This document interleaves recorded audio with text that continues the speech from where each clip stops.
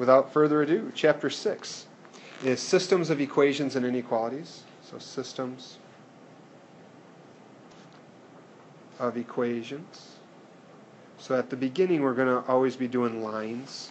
And then the inequalities we'll get to like where we had like the dashed or the solid boundary line. We shaded one side. We do those in the last two sections, I think. Inequalities. So systems of equations and inequalities. And for these, when we have systems, what we're doing is we're looking at usually two, sometimes more than two, lines or inequalities, and what parts do they have in common. So for lines, it's going to be what's the intersection, where do the two lines cross, which typically is going to be a point, although you can have some special cases where you have parallel lines that never cross, or two lines that are parallel, one's right on top of the other. We're going to go through three different ways to solve it. The first one here, 6.1, is solving systems by graphing. So solving systems by graphing. And of the three, this is my least favorite of them. It can sometimes be the fastest if you have a graphing calculator, so we'll be using those this chapter.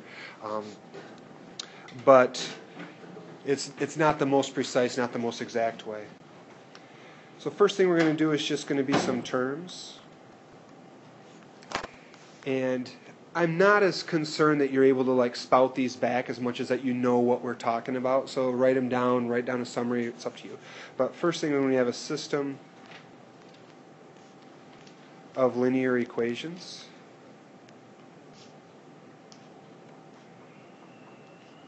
so a system of linear equations, the word linear tells us that they have to be straight. They're going to be a nice straight line.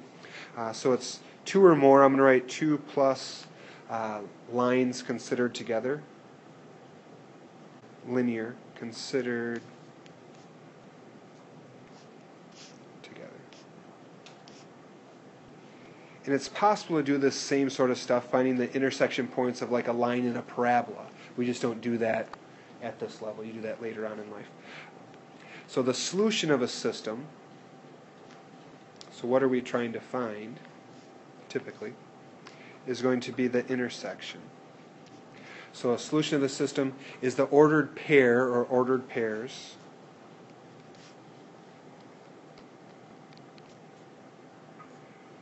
so I'm going to write pair with my little s in parentheses. Typically it's going to be 1. But ordered pair or ordered pairs for the points that satisfy all the equations.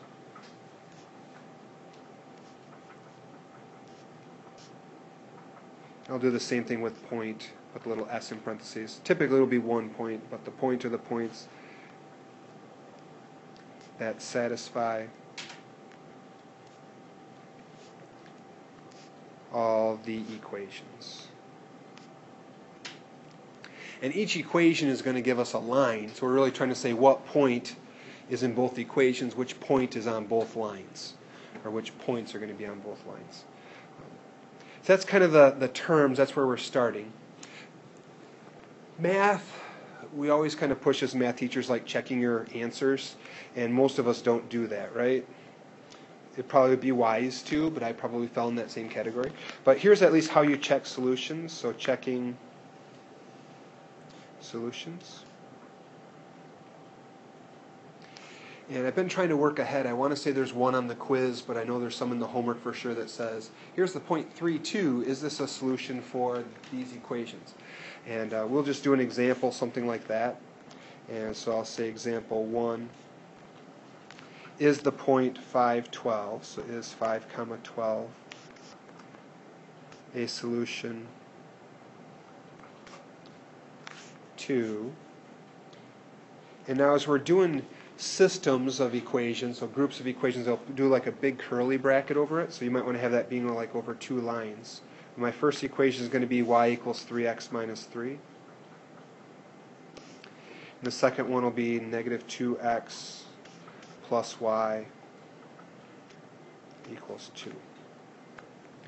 So in a moment, we're going to go and actually graph these two lines and try to figure out where do the two lines cross. And what example 1 is really trying to say is, do they cross at 5.12? is at the point that's on both lines. But if I have y equals 3x minus 3, we're trying to figure out if 5, 12 is the solution, so we put a 5 in for x and a 12 in for y. So I have 3 times 5 minus 3, so 15 minus 3 on the right side, so that's a 12. Oops. So we find that 12 does equal 12. So we know that the point 5, 12 is at least on this first line. So it fits the first equation. Then we have to check it in the second equation. Negative 2x plus y equals 2. So now we can put our 5 in for x, our 12 in for y, and copy down everything else. We're trying to figure out when we put in the 5 and 12 for x and y, does the equation equal 2? So I end up with a negative 10 plus 12. Yep, so we get a 2 equals 2. So then we know that 5, 12 is a solution. 5, 12 is where those two lines are going to meet. So yes, 5, 12 is a solution. The book, I probably should be copying the book a little bit more closely. The book goes through, and when they have their equations, like right here, they'll put like a little question mark over the equals till they get to the bottom one.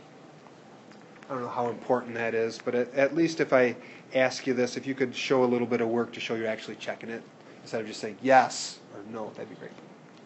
Checking solutions, you okay on those? Mm-hmm.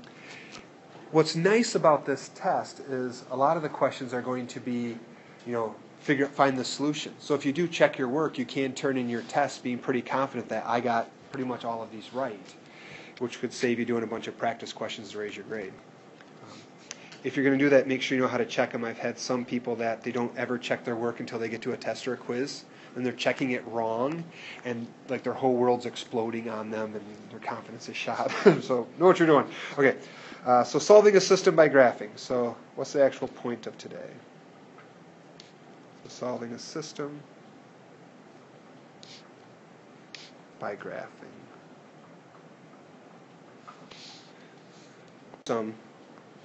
One tip that, because our screens are small on our graphing calculators, I want to at least throw this out there, write it down, don't write it down, at least remember it, but zooming in gives a more accurate result. So zooming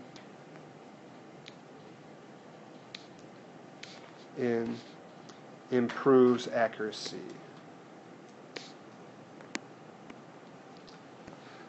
A lot of times you're going to find the answer is going to be nice integers, so 3, negative 4, and then you can pretty much guess. But if you have ones that are going to be decimals, sometimes you have to zoom in to really do a decent job with it. So I'm going to take and have my first example in this section, so it should be example 2. I have the equation y equals x, and I have the equation y equals negative 2x minus 3. So the first step is to turn on your graphing calculator with the on button.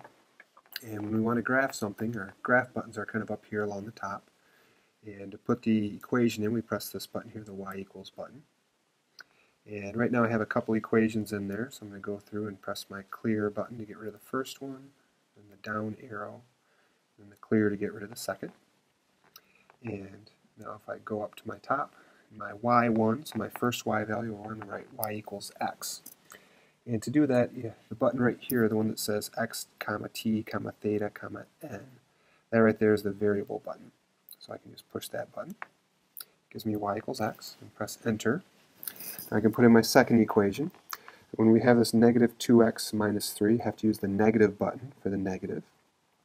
So negative 2, and then the x, and now a minus 3. And we have both equations put in. Now, a lot of times the calculator, let's just hit graph. And my calculator's thinking and nothing shows up. What I started to say is a lot of times if you've been zooming in on your calculator, you'll find that nothing appears. And the quick way to fix that is to go back and change your calculator to the standard window. And you can do that by the zoom button here in the center. So if I press my zoom, I want to pick option number 6. So I'm going to press my 6. And what that does is that changes my window from negative 10 over here, my x-axis, to a positive 10, and then a negative 10 on the y-axis up to a positive 10. Okay, so now I have my two lines, and what we're doing is we're looking for that little spot right there where the two lines intersect. That's going to be the solution to our system. So to do that, I could press my arrow keys, and you'll see a little cursor up here there in the center.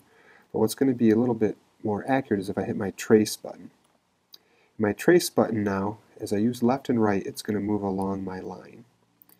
If I want to switch to the opposite line, then I could press my up arrow or my down arrow and it'd switch to the opposite equation. But if I press my arrow a bunch of times, I could try to zoom in on that point where those two things intersect. And I have an approximation of my x values. So I have negative 1.06 for an x and negative 0.87 for a y. My calculator is limited in how accurate it can be when I'm not zoomed in. So as I zoom in further and further, it's going to become more accurate. And to do that, you can press your zoom button again here in the middle. And there's two options. The easiest one to use is probably the zoom in. So I'll show you that quick a second first. If I press my zoom in button, now what it's going to do is every time I press enter, it's going to zoom in. But it's going to zoom in where the cursor is. So right now my cursor is kind of at that point of interest, that intersection. So I'll press enter. And now you'll see my cursor's off a little bit. Not bad. So I could press enter a second time if I wanted to zoom in even more. If you find as you zoom in your cursor gets a little bit off, you might want to move your cursor a little bit more towards the center. If I do this zoom in 3 times, that should be quite a bit of zooming. Now if I hit my trace, you'll find I get a much more accurate answer. Where before I had like negative 1.08, now you can see it's negative 1.000665 for x. And about the same for the y. So that tells us that the solution really should be negative 1 comma negative 1. When I zoomed in, I'm only seeing a tiny bit of that original screen. And that's what someone had done with this calculator before I used it, where often now I found if people get a second set of equations, so maybe we'll say y equals 3x plus 2 and y equals negative 0.5x plus 7. If I hit graph, kind of like before, I stand corrected. I was expecting nothing to show up on the screen because I'm only zoomed in this tiny little area. But it happened to actually go through the middle of that. But the easy way to get it back, like I said before, is to press the zoom button and then go with the 6th option, the zoom standard.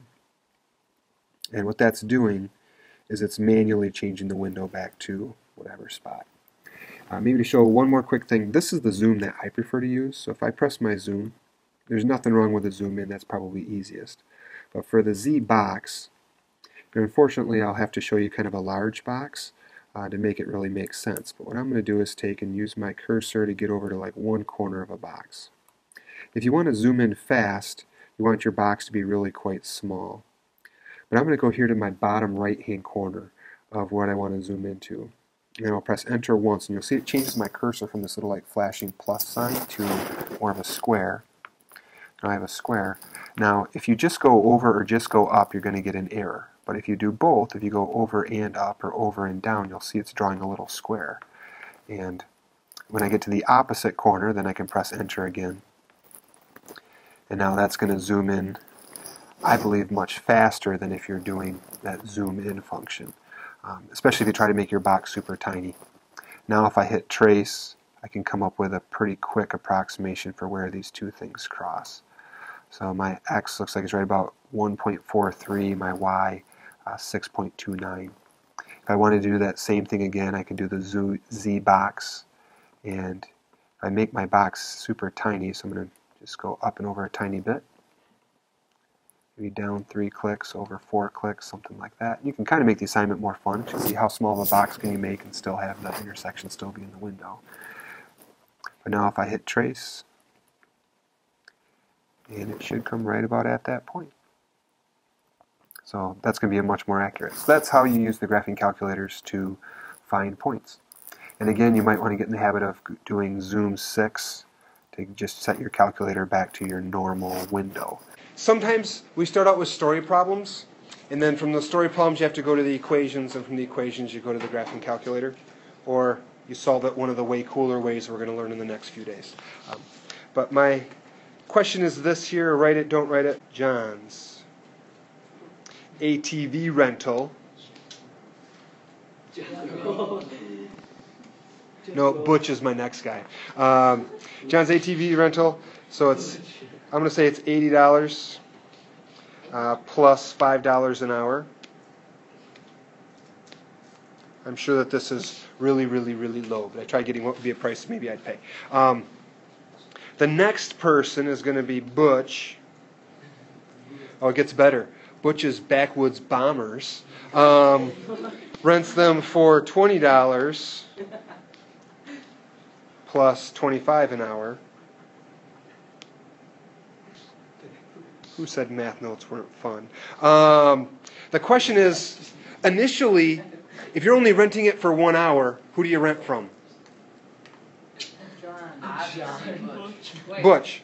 Because 1 hour for Butch is going to be $45, because of your $20 plus $25 for the first hour. I wouldn't write the 45. 1 hour for John is going to be $85. Now the question is, at what point do you break even? At what point does John's become a better deal? And we could get that by solving this system. So first thing we have to do is write an equation. So equation for John up top is going to be y equals, you guys remember how to do these? 80x times 5 plus 5. 5x. 80 plus 5x. It's depending on how you want to do it. I'm going to write it this way and say it's in that form of y equals mx plus b. That b was our starting amount. So if you're renting from John, you start out paying $80. Regardless of how long you have it, you're starting kind of here on your graph when you have 0 hours and you're going up. So 80 is our y-intercept. Our slope is 5 because every time you go up 1 hour in the x, your y goes up 5.